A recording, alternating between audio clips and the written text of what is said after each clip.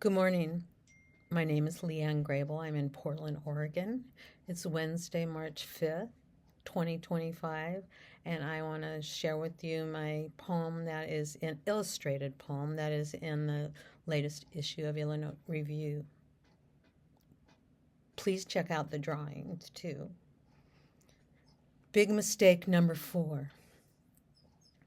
When I was a child, my grandmother, I called her Nanny, was my preferred womanhood model. She was large-busted, sweet-smelling, quick-witted, and artistic.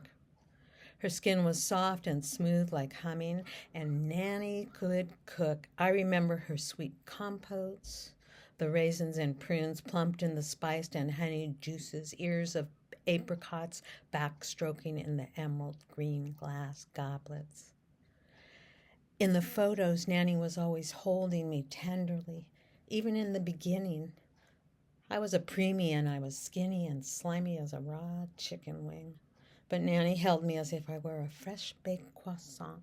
Her arms were velvety and fleshy enough to sink into. The others held me as if I were a guppy that jumped out of the fishbowl. They were eager to toss me back.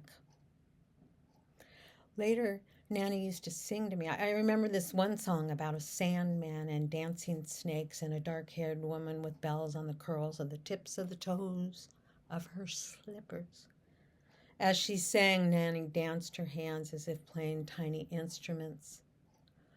Later, my mother told me Nanny was kind of cold as a mother and detached as a mother. I was just surprised because to me, Nanny seemed perfect.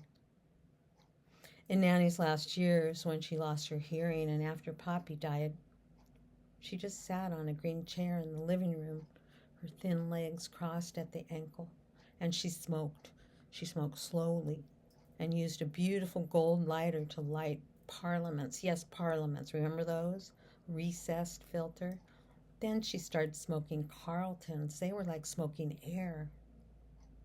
Nanny's small, thick hands were curled like crabs, and I always had to yell at her, which made me want to yell more. That last year, Nanny was nearly blind, too. Her glasses were so thick, her eyes looked large and wet like a jellyfish. And I yelled at her.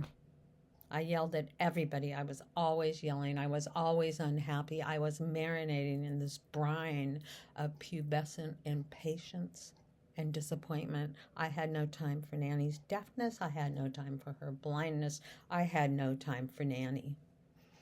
My empathy was a tiny sprout of a sprout. It was barely the size of a poppy seed.